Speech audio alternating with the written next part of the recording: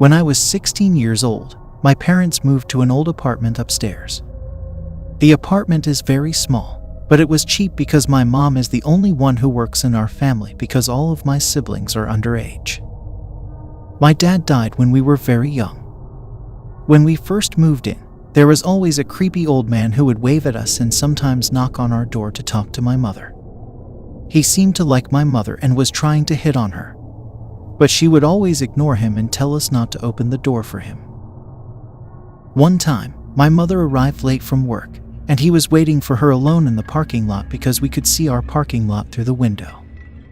My little sister and I saw my mom come out of the car, and the old man tried to corner my mom and hug her.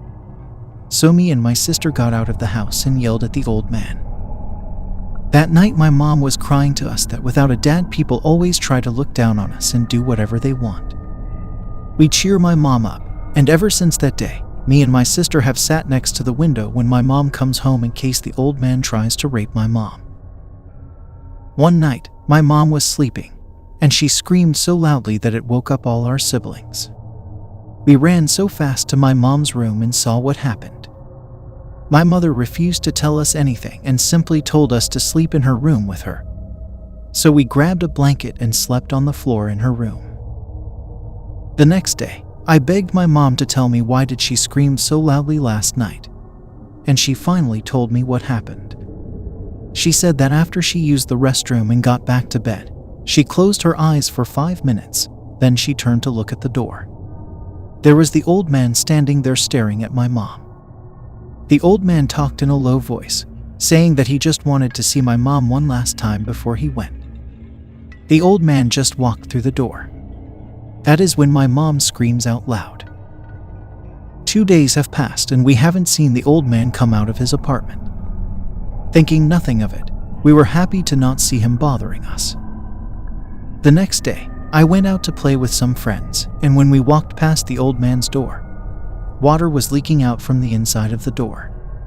We were confused and went to knock on the manager's door to tell her what we saw. The manager called the old man and got no answer. So she pulled out her key to see why it was leaking water so much from the inside. When the door was opened, you could see that the house was all flooded. The flood was from the restroom, and when the manager went inside the restroom, to her horror, the old man had been drowned for days, and his feet were hanging from the bathtub. Even some naughty kids went in there and ran out to tell us the story. The police and ambulance showed up and took the guy away. Strange things started to happen, like when we were watching TV in the living room and we would hear someone in the restroom and turn on the shower. We sometimes heard someone making noises in the restroom, as if they were suffering and drowning. We finally moved out 3 months later.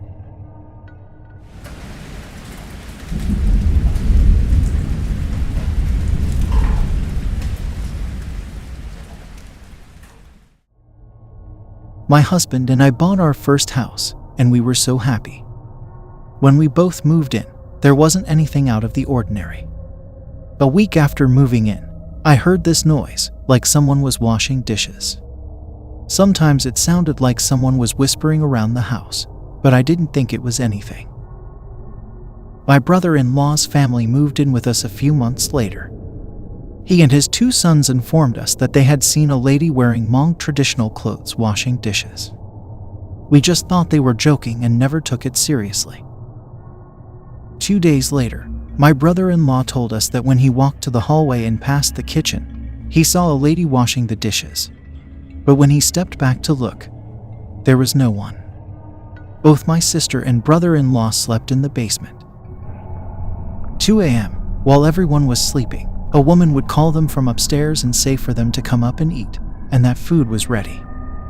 We told them maybe they were just imagining things. We kind of left it at that and never brought it up again. My kids would always tell me they didn't want to eat because they were scared to go to the kitchen, and they preferred to eat in their room and living room. I just thought kids were just being kids. Eventually, my brother-in-law's family moved out, and now it was just my little family.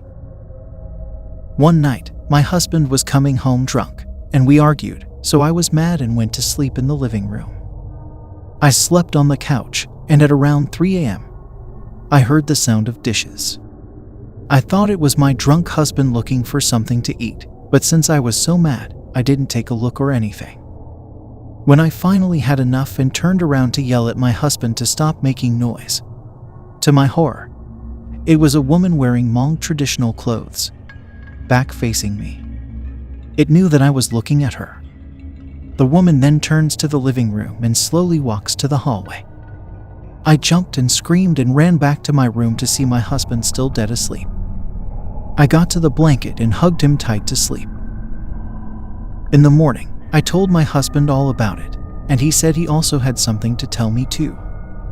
He then told me that this was the one time he came from work, got home, and got out of the car. My husband could clearly see me waving to him from the kitchen window, like I was so excited to see him. But then when he got inside the house, it was dead quiet. Then he realized that day I was at my mom's house doing my cousin's birthday.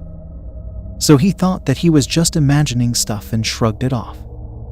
After my husband told me what he saw, I was even more scared. We went to do some digging and paid money for some sites that tell you the full history of the house. We found out that there was a couple living in the house before us, and they had an argument. When they were about to attend the Hmong New Year, the husband grabbed the wife's hair and drowned her in the sink. 2 months later, the police entered the house, and the woman's body was very rotten. The woman was wearing Hmong traditional clothes when she died because they were about to go to the New Year. After discovering what happened, we moved out and sold the house a year later.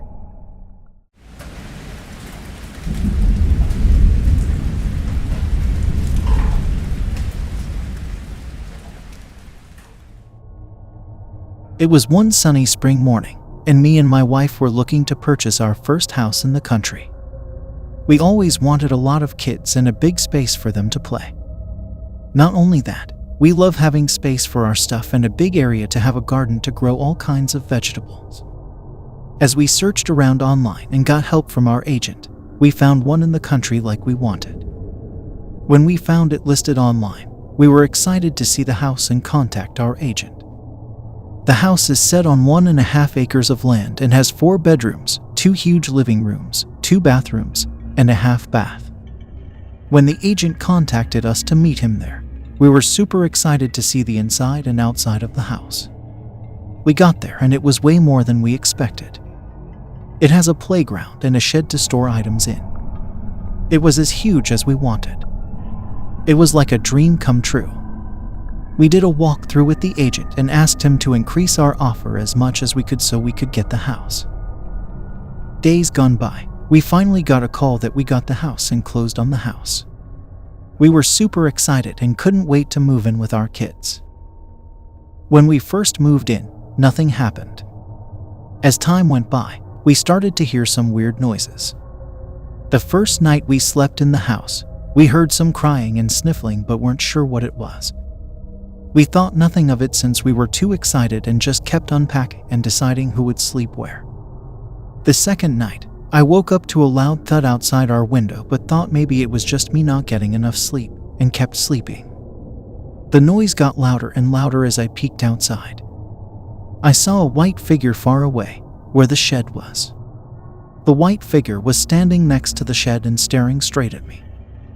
I got so scared that I closed my curtains and went back to sleep. The next day, I didn't tell my wife what had happened that night. A couple days gone by, it wasn't me who heard noises.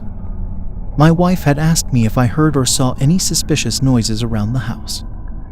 We both looked at each other and realized we never checked the history of the house because we were too desperate to move into the house. We asked our agent to backtrack on the house. Sure enough, she found that the previous owner had died in the house and her children lived out of state and put the house for sale. We looked at each other and realized we made a big mistake because we couldn't move out and continue living there since it was our first house we purchased. My wife came home one day from work early because she wasn't feeling well and took a nap on the sofa. She had a dream of an old lady coming to her and asking her to take care of her house and keep it neat because she still cherished her house even though she was gone. She didn't mean to scare us or make us feel uncomfortable. She simply wanted us to know that she expected us to take good care of the house where she used to live. I came home and my wife told me about the dream, and I told her if anything happened again, we should move out and sell the house, because we want no harm to us and our kids. We've been living in the house for 5 years already, and have never seen the lady or heard anything from her.